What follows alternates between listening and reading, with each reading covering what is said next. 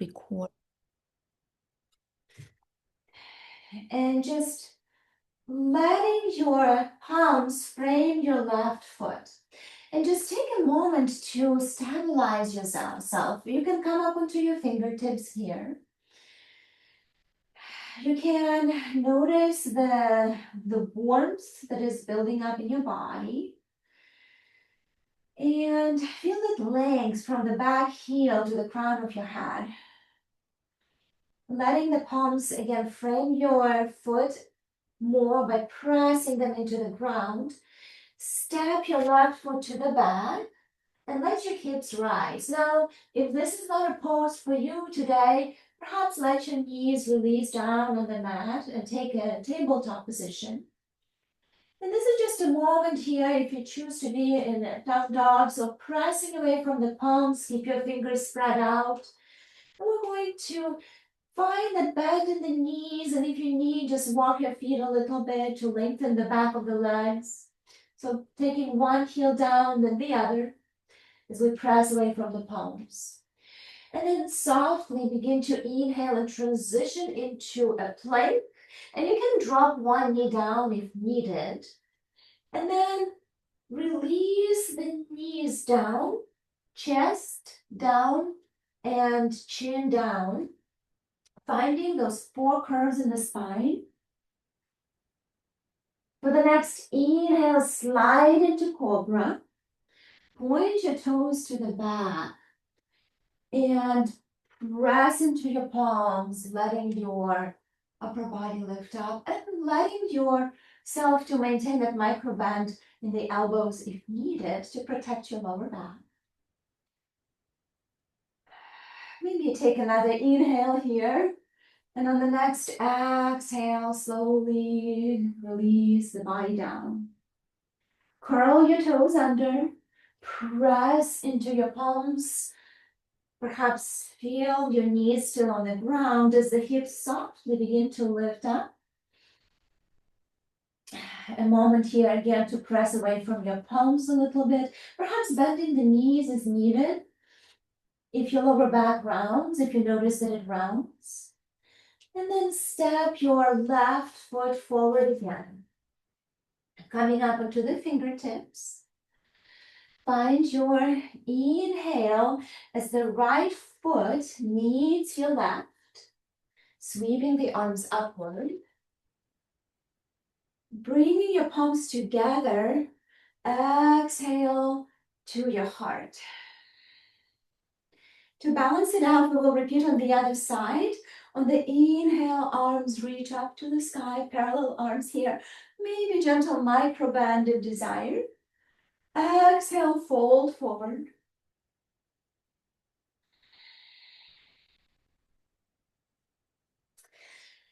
Stepping your left foot to the back, keeping that heel lifted there.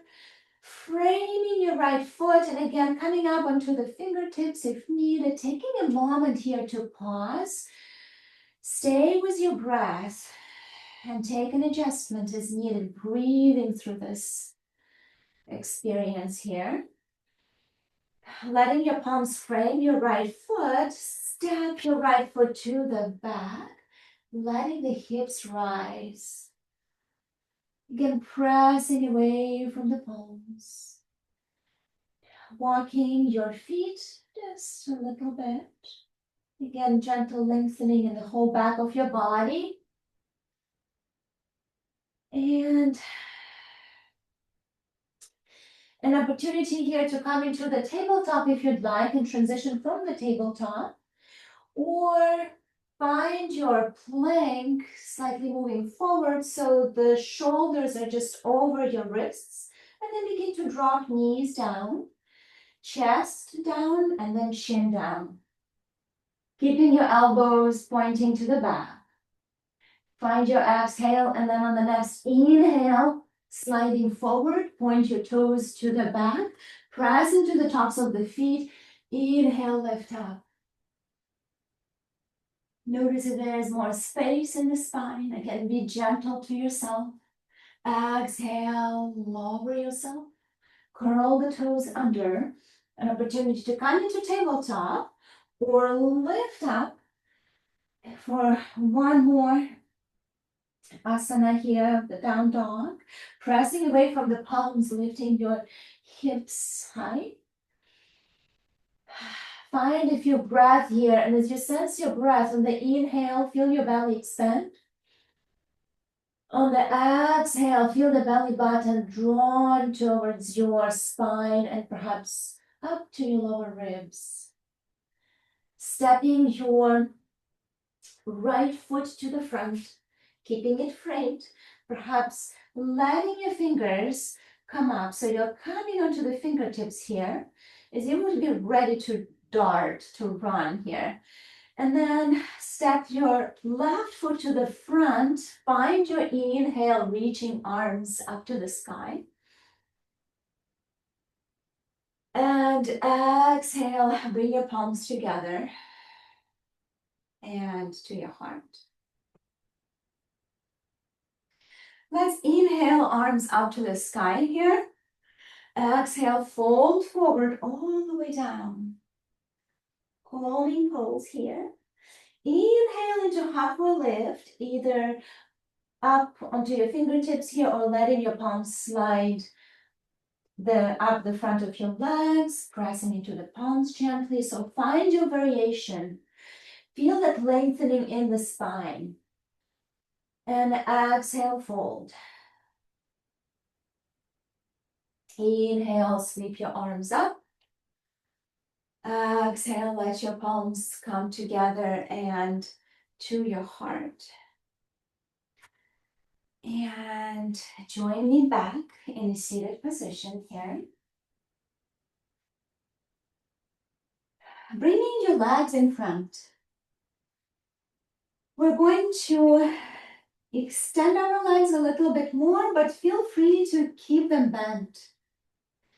And as we do this, we're going to give ourselves massage.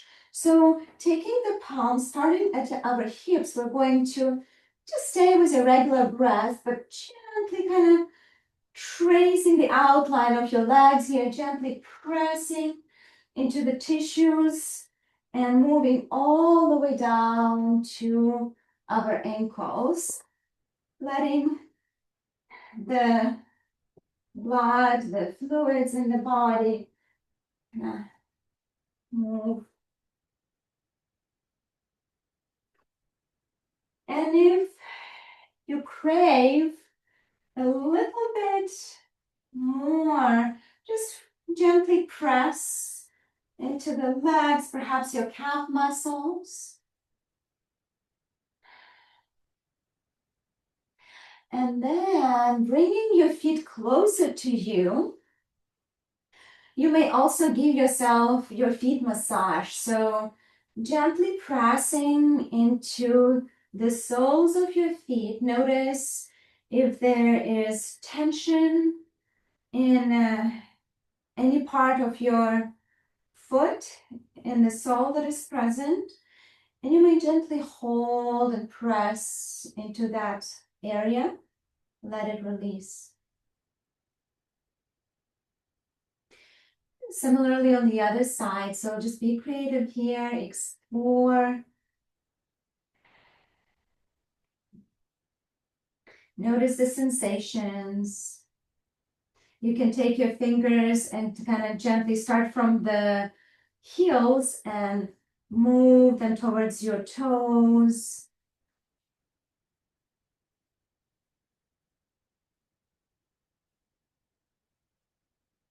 And from here, we're going to bring our legs in the front just for a moment here of a little bit more fire building pose. Take your palms to the back. Press into your sits bones, let your spine lengthen. Find that support of the ground under your feet. And this is an option here. So we're actually going to internally rotate our shoulders. So the fingers, the tips of your fingers are pointing towards your hips. And we can choose if we want to lift one leg up and choose which one. And maybe point the toes and flex the feet if that feels good. Find rotation in the ankle, outward, then inward.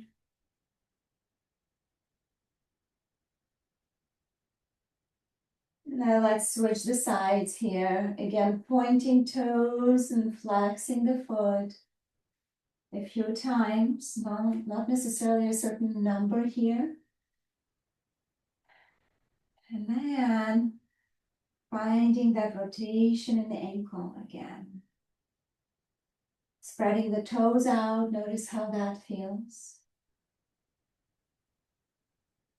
And if you'd like, you can just, again, keep your foot one or the other lifted, or perhaps lift both of the feet. Feel that fire building in the core. We may feel that support of our palms here under the ground, underneath, or we also bring the arms forward here. So just stay breathing in and out.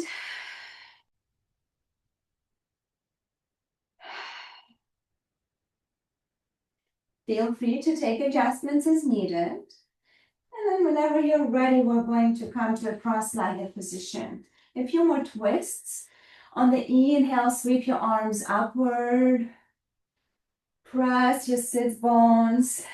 And then exhaling, take a twist over to your right, gazing over the right shoulder, letting your right arm fall to the back, and the left palm fall to the side, to the front, gazing to the back. Can you find your inhale here and lengthen your spine? And then exhale and see if you can find a little bit deeper twist. Inhale, sweep your arms up. Lengthening the spine here a little as well. And then exhale, twist in the opposite direction, gazing over the left shoulder. Letting your palms settle down in the front and the back. Sense your inhale here, find the lengthening in the spine. Exhale, a little bit more twist.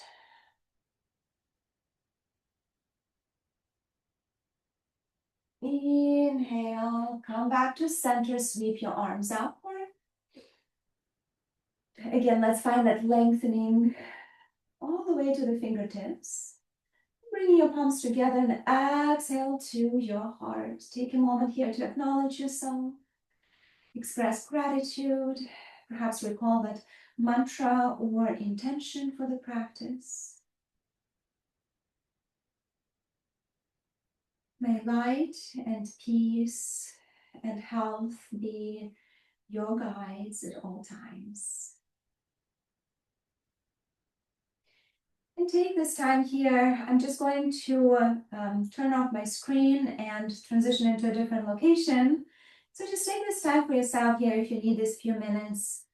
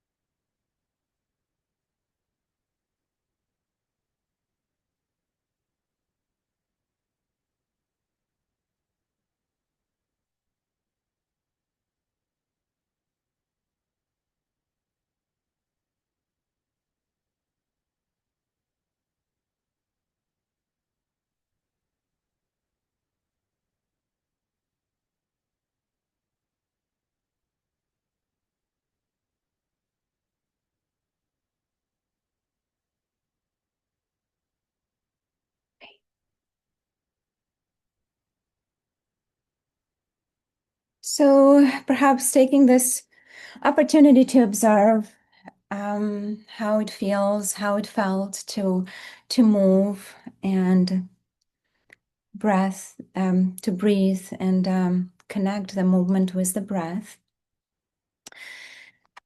And To continue with our wellness session, my goal today was to talk about how we can adjust to the seasonal changes, again, with Ayurveda and yoga. So let me see if I can share this. All right. I will not move or change my PowerPoint. I'll just keep it the way it is, mostly because. So let me know if you can see it, and then if I need to move any windows here or if I need to adjust. So if you can perhaps let me know in a chat, I'd appreciate it. Okay, fantastic.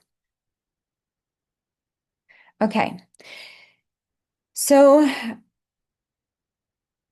I wanted to tell you a little bit more about our organization. And so about a year ago, we decided to start a nonprofit that supports military and first responders and also families. And so I'll just read here. I'll wrote like down notes about the mission, the full mission statement that at Radiant Heroes Foundation, our mission is to empower and uplift military and first responder families through wellness sessions and holistic retreats that promote comprehensive well-being. And we're dedicated to creating tranquil and supportive environment where service members and their families can reconnect, heal, build resilience together, honoring their service and also strengthening their bonds through transformative experiences.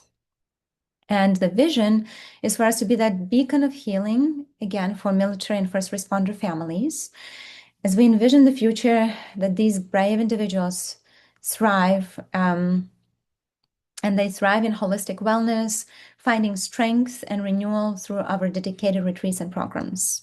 So our goal is to foster community where service and sacrifice are honored, resilience is cultivated, and every participant experiences profound personal and collective growth. A little bit about our team. So we have I have an assistant director. She is a yoga instructor as well. So she's actually teaching right now 300-hour training. It's 200-hour training that she's teaching. Amber Esguerdo. We have Caitlin Randall. She is a program director. She is a nutritionist also, as well as a certified yoga teacher. And then we have Sophie Hoffman, our development director, and Steve Berry is a treasurer. We're still looking. We have a vacancy for secretary. So if you know of anybody who is interested, for now it's a voluntary position, and just send them our way. And so for the practice for the time today, I hope we can discuss, we can talk and participate together to help you get what you need out of this time. This was put together in mind for you. So for the objectives, I have to the goal is as we embrace the seasonal our change in nature, the goal is to discover your unique seasonal constitution and also learn how to flow with nature's rhythms for greater balance and vitality. Then moving and breathing with the seasons. So objective is to align our yoga and breathwork practices to reflect the qualities of the season, cultivating harmony, strength, and renewal from within. And then also to introduce that self-care. So integrating simple, practical Ayurvedic rituals to restore balance, awaken inner radiance, and sustain well-being through every seasonal transition. Again, this is for presentational purposes, and to give you an overview. So this is what we're going to be talking about. We'll define what a healthy person is and also talk about Ayurvedic pathways for health. We'll cover doshas and gunas. And so if it is too new to you, um, take your time just to be present and just as much as you can grasp, it's enough. And every time we hear more and more, it helps to build that and kind of internalize that information. So try not to get overwhelmed if it is something you're hearing for the first time. And then continuing after gunas and doshas, we'll talk about Ayurvedic constitution and we'll do a self-assessment. So if you don't know your Ayurvedic constitution, it will help you to identify it. We'll talk about how doshas influence us throughout life. Introduce the seasonal living practice and specifically for autumn and winter seasons. And then establish a self-care, personalize that autumn self-care routine for your days. So continuing on, I wanted to ask each one of you if you can take a quick survey for me, if you can respond in your comments here in your chat. How aware are you of how yoga and Ayurveda can help you adjust to seasonal changes in your body, mind, and daily routines? So if you want to put 1, 2, 3, 4, 5 for me in the chat, I'll check it later. Actually, I think I can.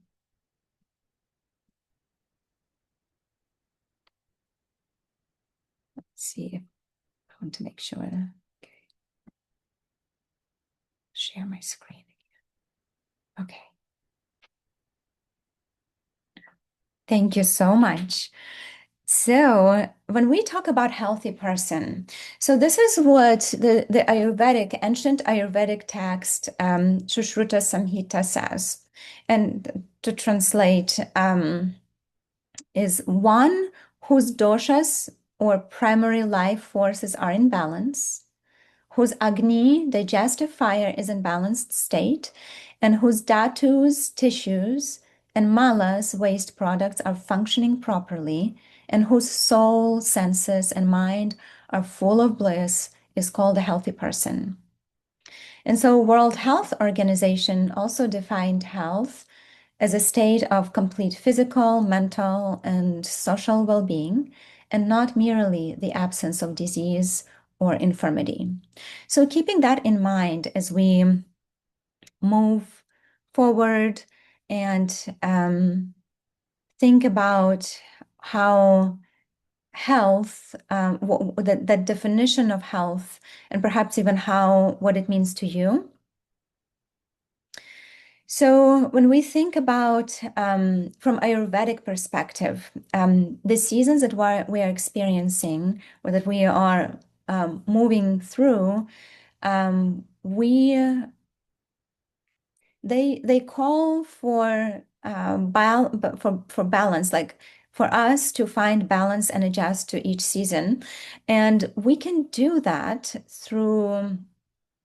practically through it's called like ritucharya, so it's kind of like rituals, and they would be like adjusting your lifestyle or your diet or your self-care.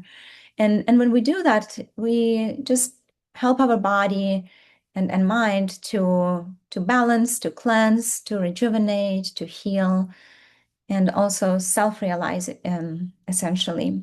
So Ritucharya is that adjustment to seasonal changes. And Dinacharya is what we call daily routine. And when we think about these the rituals or that we are creating and the adjustment that we are that is happening.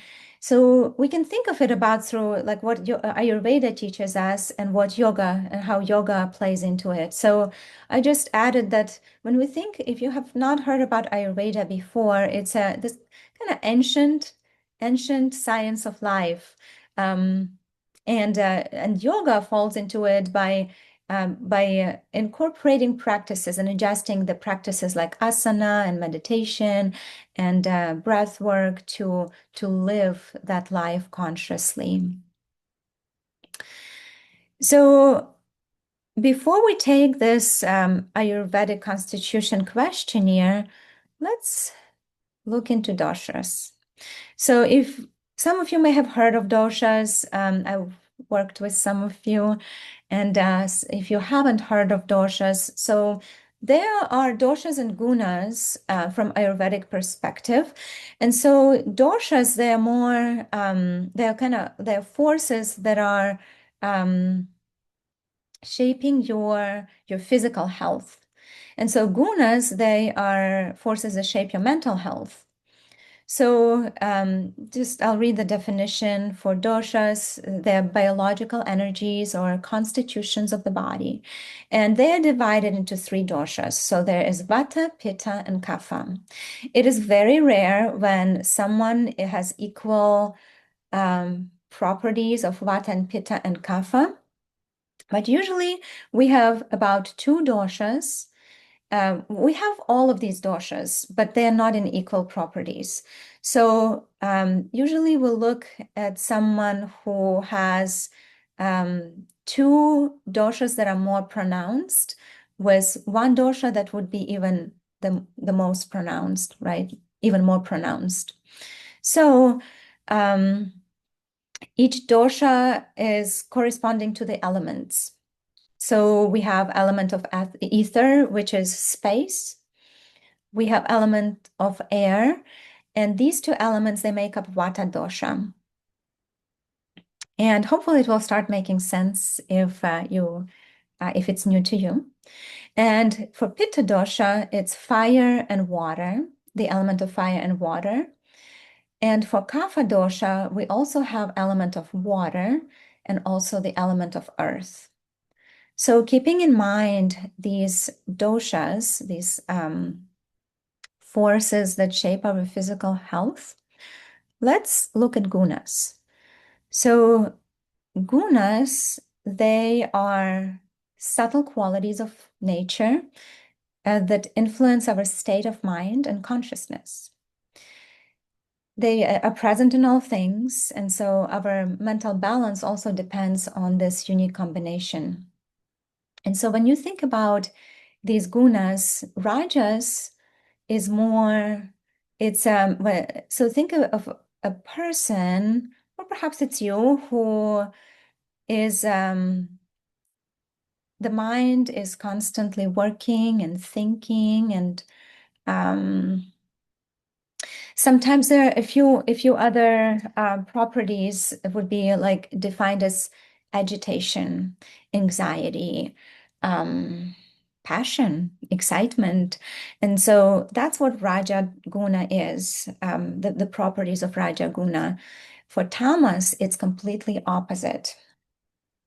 It could be someone experiencing depression, perhaps delusion, ignorance, inactivity, dullness, or apathy. And so when we look at sattva in the middle, sattva is harmony and peace. It's that state of clarity, state of light, state of balance, if you will. But what's interesting, we cannot really reach that perfect sattva. That's our goal, is to modify. So if we feel really rajasic, we can do things, we can incorporate self-care practices to move ourselves towards sattva. And similarly, when we feel tamasic and we don't want to do anything, we can do and offer ourselves self-care techniques that move us closer to sattva also. But just knowing that we can never reach that perfect balanced state, perhaps centered, we can feel more centered. So with this being said, let us look at in this questionnaire. So if you have a pen or pencil and a piece of paper close by, this will help you. I very much hope that it will help you to identify your doshas. So if you can just mark one from each question, which you think is more the most pertaining to you.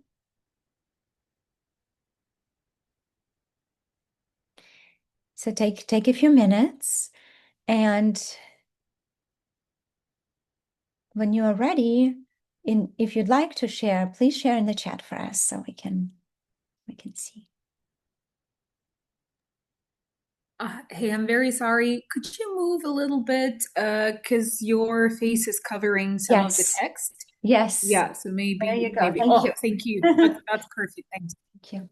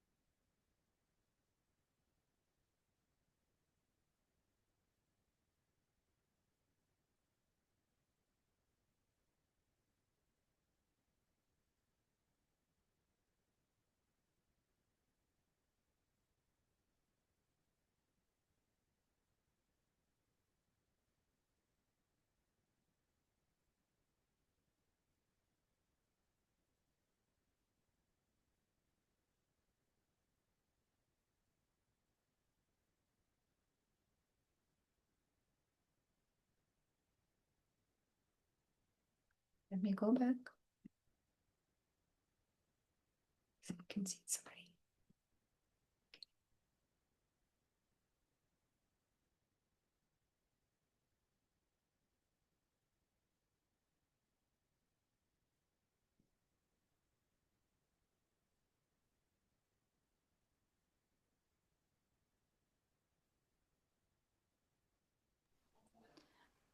So I'll share mine if it correlates with sorry if everyone is like still doing their notes, but I'm like, I have 5 1s.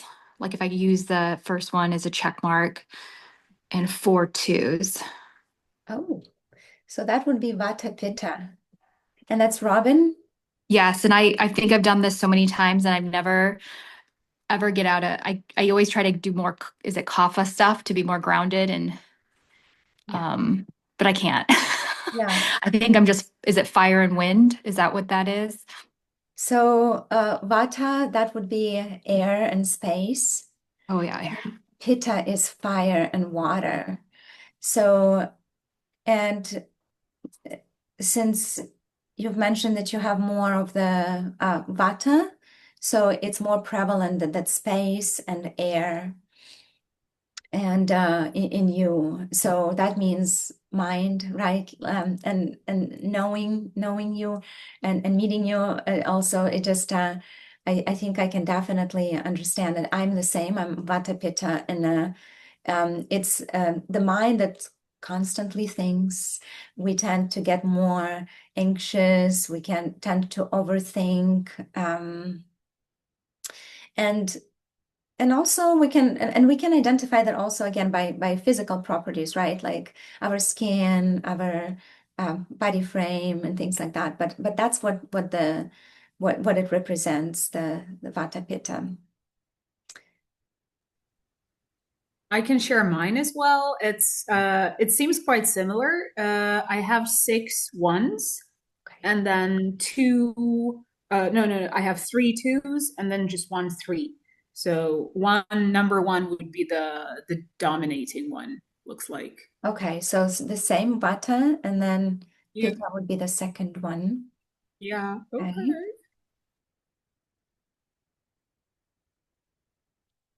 Does anybody else want to share with us?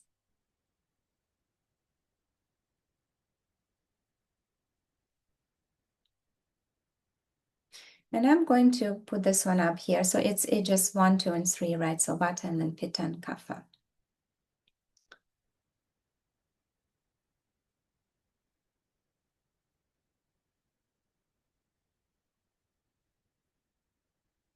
I cannot, let's see if I can If you want to drop it in a chat, feel free to drop in a chat. I'm going to quickly access it, see if I can.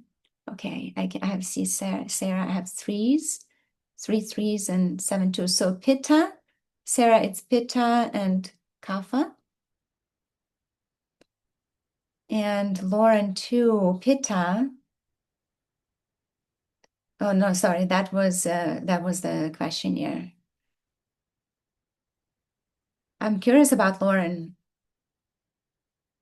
Because I worked with you and we already talked about it. So Yeah, so I'm a slow worker. Definitely the calm, steady, and slow to learn, but remembers well. So for Pitta, I have 8 of them, one Kapha and one Vata. okay, that's very interesting. So there would be one more predominant. So some questionnaires are longer, and so that will kind of help you identify more. So it would be Pitta, Kapha, or Pitta Vata. Mhm. And I think, let's see, did we talk about? I think it's Pitta Kapha that we've done it with you before, and the reason for it, I need to look up. There's one of those that one could not be like Pitta. I don't think so. Vata Pitta. No, scratch that. Yeah, so it would be either one or it would be. I think it would be good just to take like tests, like questionnaires that are longer, to help you identify which one is more prevalent, Vata or Kapha, in the second place. Yeah, Thank you. yeah, of course. And then Adam and Lacey and Lucia. So again, if you want to share in a chat, feel free to do that. Let me pull it back up here so you can see if you're still taking it.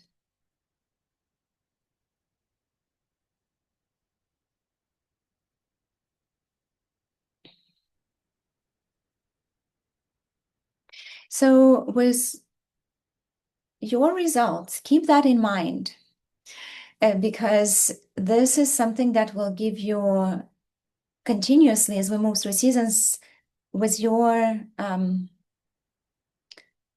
the physical and with your body's like properties, right?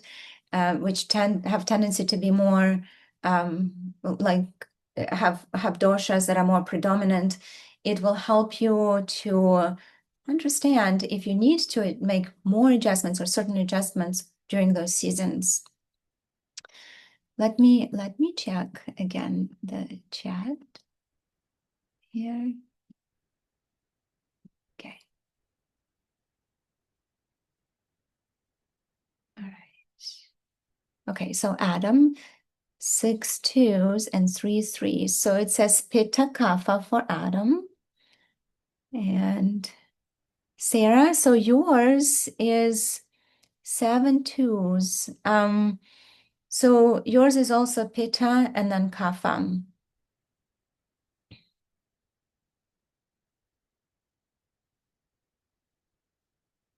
And you can see on the screen here. Let's see. Pull it back up. Yeah. So if that's easier to just, I think you figured it out as far as the 1 and 2 and 3. Okay.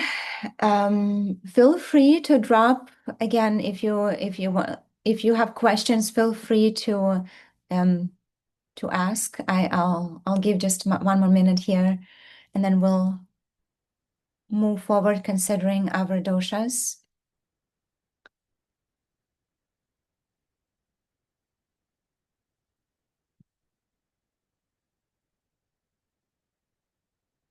Go back to chat quickly again. Okay. Okay. It looked pretty good. Okay. Of 3 was point of, or 2 always favoring kapha. Okay. I do think for Lucia, it's kapha and pitta, if just knowing you, but I would be interesting to know which one's prevalent. All right. Okay, well, let's keep moving. So when we look into doshas, again, from Ayurvedic perspective, how they govern our life, it's very interesting. So let's start like the whole lifespan, right? So when we are born and moving through the puberty, per Ayurveda, the kapha dosha is more prevalent. When we're in our adulthood and up to uh, um, the 50s, that's when pitta dosha is more prevalent, that fire, right? We are more. So I think about was kapha dosha. It's like in childhood. I think it's when we're born, we're kind of not really have many things to care about and occupy ourselves. We're kind of learning. We're more like mindful, exploring, right? We're just curious. And so when we're moving into adulthood and moving into that pitta dosha, we get to be more, when we think about careers, like finding our career and wanting to do something, to create, to find meaning. And so when we progress further into adulthood, into that late adulthood, Vata dosha becomes more prevalent. That's when we're getting ready. For the end of life. And so the skin is drying out, the bones are drying out. So just to kind of this give you that kind of a lifespan perspective. So when we look into the annual rhythm, into our seasonal rhythm, coming into fall, Vata dosha is prevalent. So those who have Vata dosha overall prevalent as we call it prakriti, like their kind of quality that they're born with. What it tells us is we need to really work with it because our skin during the season is drying out more, the hair, and we really can get out of balance. Um, this is the time when Vatas are really getting out of balance. And so that's when we can incorporate those self-care practices to help us ground ourselves as much as we can. So moving into that winter and even early spring. So spring is more of the kapha, and then summer is our pitta, our fire. Um, Looking at how doshas govern day. So daily, starting from midnight and into the early morning hours, that's where Vata is present. So think about that air and light and I'd say air and space. So when the earth is rejuvenated again, when we wake up and we take that breath of fresh air, right, going outside, like it's really that quality of spaciousness when Vata governs that time. And so 6 to 10 would be our kapha time. So it's kind of we want to maybe getting up, and sometimes we can still be like taking time to get up. Some of us, again, depends on our doshas. So, but this is the time also that is a good to work out between 6 and 10. Especially during the autumn season. And so pitta for 12 for noon is where digestive fire is the most active. So this is the time between 10 and 2 where we can partake that meal, the big, nice, satiating meal, because our digestive fire is burning, is like metabolizing, right? And so it's just really the best time to consume that food and the big nice amount of food. And then moving further, so you could see how it goes into evening, and then so we have Vata, and again going into Pitta. So just to I find it to be fascinating because when we understand our doshic like the composition body composition property, we can really find ways and understand why it is we are more drawn to to work out a certain way, or sometimes notice if that's an imbalance in us and adjust. So let's look into the seasonal living in different seasons and how these seasons, what they bring, what type of, how they, the doshas manifest in those seasons, right? So it is like why do we why is it important to adjust and to the season of life and also a season within a year? It helps us to strengthen our immunity, helps to regulate our mood with it helps with digestion. Um, it also helps us prevent burnout and imbalances in our body, and it helps us to detox and rejuvenate. Just kind of to give you some kind of a little understanding on that. So, Vata season, which is autumn and early winter. This season of change comes with cold and dry and windy conditions. It's different. Sometimes, like in Texas, it's different, but we're still noticing the change. And we can notice that our mind is more anxious, the skin is dry, we may be more constipated. And that's when Ayurveda recommends the warmth, like consuming warm and nourishing foods. Um, Transitioning from the late winter into spring, it would be a kapha season. And it is manifested with that heaviness, right? Heaviness of winter when we're just think about like the animals, right? The hibernation that is happening. We just kind of want um, to get comfortable and cozy and kind of we're drawn to that. And so there's more increase in moisture, right? Like when the spring, right? The earth accumulates that moisture in places when the snow is melting, right? And this rebirth begins. Um, because and so the kapha begins to build up.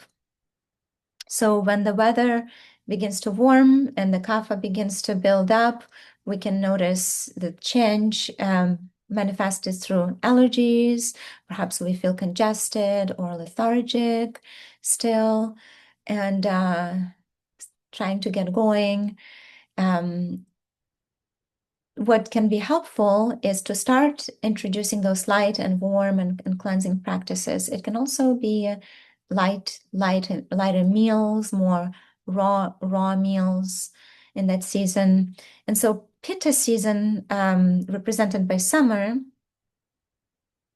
or summer season represented by by Pitta. So this season is the fire element is governing that season. So when Pitta dosha is aggravated, it can be manifested in anger. We can also see inflammation in the body, irritability, acid reflux. So during that season, what we need to invite is hydration and cooling properties. Think about fire, kind of pacifying that fire, and also calming routines. So for that season, yoga practice would be calmer, and breath work would be cooler. So there's a breath work called Sitali or Shitali. So it's kind of breathing in through your teeth. So like inhaling through your teeth. So it invites that cooling, brings in cooling air into our body. So that's a breath work that is good for that summer season. So, but let's talk about autumn specifically. Um, so let's see here. So what's interesting in our season right now for all of us is we're coming out of the Pitta season. Or probably already came out in a way because it's October, and especially in this late autumn season, Vata begins to be really prevalent. And again, as I talked about Kapha already and the seasons here. and how kapha is more of winter and spring season. So, but in autumn season, we are physically, mentally, and emotionally vulnerable because again, vata and that rajasic state, avarguna, kind of leads us more into just overthinking, getting, I think of busy, even busy preparing for holidays. It is time for us to help to transition from that pitta state also into the fall season and ensure that vata from the atmosphere, if we have prevalent vata within us, doesn't create too much imbalance, right? So that's when we need to bring that body and mind into balance. These are just suggestions for the self-care we can offer ourselves in this season. And that goes for all the doshas as well. It just vatas, prevalent doshas, the doshas that are prevalent in vata would need to be more, need to take more, some of these practices are really needed for them. So when we think about Ayurveda, like increases the like. If we do things that are more supportive of that vata, it will throw us out of balance. For example, cold. If we drink cold drinks and smoothies, that will throw us more out of balance. And the opposite of it, the warm, will bring us into balance. So when we think about how vata, again, we talked about the dry skin or constipation, anxiety, racing thoughts, prevalent in this season, feeling spacey, lack of concentration, insomnia, erratic energy levels, right? In this season, it can present in hypertension, arthritis. What's important is, again, to take a moment to pause and just think about your body, tapping into the wisdom of your body, and creating a routine.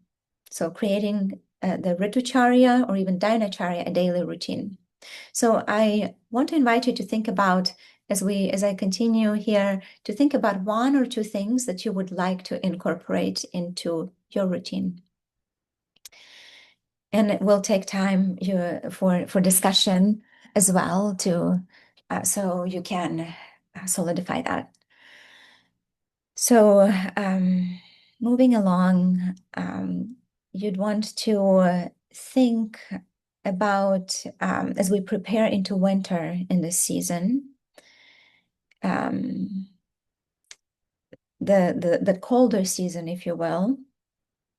So just think about also that transition and that preparation that is happening, right? Let me go further. So what we can do right now, what is suggested by Ayurveda, is those warm drinks, teas that could be helpful. Hot water in the morning with lemon, ginger will pacify also vata. And sometimes I just do lemon and water. Sometimes I add ginger. And so think about, instead of eating raw foods, maximizing on consuming more cooked foods, grounding foods, introducing the three different tastes, the sweet, sour, and salty, and in your soups, in your stews. Whole wheat is great, tapioca, lentils, quinoa, fish, khichdi, which is mung dal, and rice. And I have a recipe there if you'd like to take a snapshot. There are many recipes for khichdi. So things like carrots and root vegetables, cooked apples, avocados, asparagus, nuts, and nut butters, quality oils. So oils are great for this season. And teas like tulsi, which is basil, the different types of basil, turmeric and ginger, cinnamon, and fennel teas. And there's this tea that is specifically it's good for your digestion is cumin, coriander, and fennel, CCF tea. Instead for especially, and it doesn't mean that we should completely avoid these foods, but just to limit. I think it's more necessary for vatas even to limit those foods. So these foods would be crackers or popcorn, like these drying foods, brassica vegetables like cabbage, broccoli, Brussels sprouts, cauliflower, turnips, collard greens, kale, and radishes, and also dried fruits. So instead, we want to soak them, we want to cook them, and consume the foods that have more water and liquid in them. Also, limiting beans for this season. However, legumes like, well, lentils and would be great for this, and mung dal as well. So, self-care practices for this season is warm massage. They call it abhyanga. Steam bath are great. Hot tubs, if you have a privilege or opportunity to use one. And again, activity. We are increasing activity in this season. As we talked in summer, we want to reduce, like in our yoga practice, to make it more perhaps restorative even at the end. Here we want to start to increase our activity leading into winter season, to where we really want to practice that vinyasa and just have more asanas that are building energy. And so what we've done today was a good practice for the kind of the seasonal transition into fall, and then think about how that would increase even going into winter. So indulging into sleep. Quality sleep is important. If possible, it's good to aim to be ready to be in bed and falling asleep at 10 p.m. And if you think about, I put here the daily rhythm.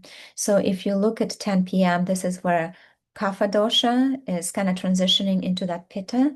And so if we miss the window, that's when that insomnia starts to come in and creep in. So creating that routine is important. Think about warm oils. When we talked about warm massage, you can just use warming oils would be sesame oil, just one of them. And then olive oil, I think, is also good. And so, and we'll talk more about this massage self-care.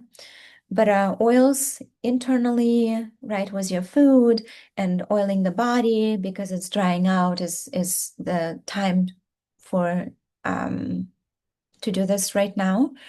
Also, breath work. We want to, I put 2-to-1 breathing. So exhaling, taking the deeper exhale, really calming ourselves down, really grounding ourselves. And Nadi Shodhana, alternate nostril breathing, also a great practice for that. So let me share my daily routine. Like this is what I have, basic, but just to give you an idea, because what I'd like to do is to get us to get you to really like thinking about and creating those routines, perhaps identifying what you need right now. So I realized that 5 a.m. it's not something that I used to do before, but it's something that helps me to start my day so I can be more productive. So starting with the shower, and into that self-care, right? I tongue scraping is also another practice for Ayurveda. It is said is that it's good when we scrape our tongue when we wake up. It helps to eliminate the toxins from our tongue. So when we consume food, it doesn't go into our body. So teeth brushing, the toxins, they call them ama. And let me move here. I'm just realizing I can let's go over here. So Abhyanga is an oil massage. So for the shower, per Ayurveda, it is the practice of Abhyanga usually is done before the shower or bath, but you can do it both ways. So it's a great time to kind of like practice or just try both and see what you prefer. Sometimes when we put oil on our body before taking a shower, it helps us to soak up the oil that we need, but also wash off that excess oil. But also think about when we take a shower and our pores are open, putting oil afterwards can be also something that you prefer. So I suggest that you try. And then for me personally, again, I'm not quite starting at 6 a.m., but 5:30, just 30-minute practice for breathwork, yoga, and meditation. And sometimes I choose what I need to do that morning. And so that's when I can take like warm water or tea with me. So if I don't do breath work, I usually like meditation or movement. I like to have tea by me. And the asanas that are specifically, as I mentioned, good for this season, it would be sun salutations that we have done today, warrior poses, tree poses, and kind of again think about transitioning into even more invigorating poses, right? More invigorating practice as we move into winter. And for breath work, deep belly breathing and alternate nostril breathing, and also what they call bee's breath. It's a humming breath, Brahmari. And again, just for the morning, for me, breakfast, I notice that cooked, if I do oatmeal, cooked apples are easy for me on my body. So think about that component of when you think about breakfast. And then I study, I talk to my husband between 7 and 10 here. So this is just an example of this khichdi that I mentioned. So this is a meal if you want to take a snapshot. It's really easy to digest on a digestive system. There's this ingredient here, hing powder. In Ukrainian, it's called asafoetida. And it's also pronounced, I think, scientifically. So you don't have to use it. It's optional. But if you look at khichdi, there are many different recipes, and some of them with additional ingredients would be specifically just even better. Like khichdi pacifies all the doshas. So it's good for all the doshas, but there are some ingredients that pacify vata or pitta or kapha a little bit more. So again, if you wanted to take a snapshot of this, and then, okay, so before we have the question that came in to us, let's take some time here. So what I want to invite you to do is to think about your routine. And if you have questions, please ask in terms of like creating that routine. But think about what we've talked about that you might need for yourself in this season and also in the season of your life. If you can incorporate this practice in the morning or in the evening. So at least start with one or two self-care practices. And if you want to expand it, you can. I actually would like, let's see if I can make this happen here. I'm still trying to figure out how to do the group sessions. Let's see if I can do this.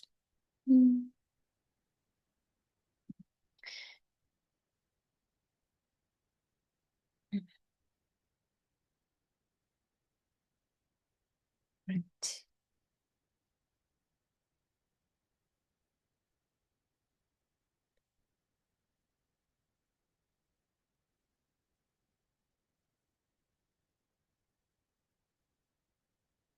I don't think I can I know how to do this right now. I was hoping to get everybody into groups, but let's just open a conversation.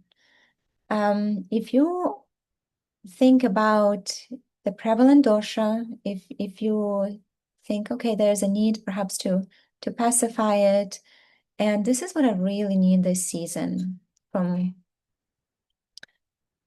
considering again what perhaps certain nutrition aspect or yoga practice or exercise. Why don't each one of us, again, you can keep your screens off if you want. You can turn them on if you want to. But let's share, whoever wants to go first. What do you think you might be able or you feel like you need to incorporate in this season? Yeah, I can go first. My name's Robin.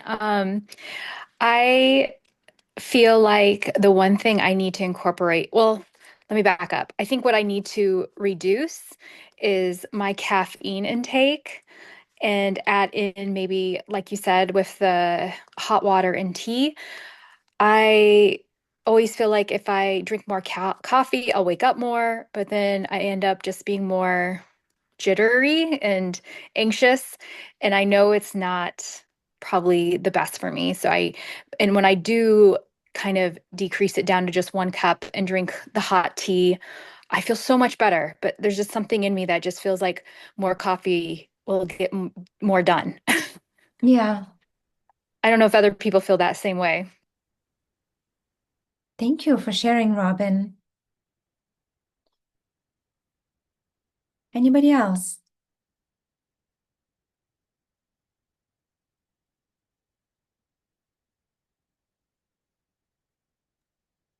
It feels very quiet, so I could share actually. Hi everyone.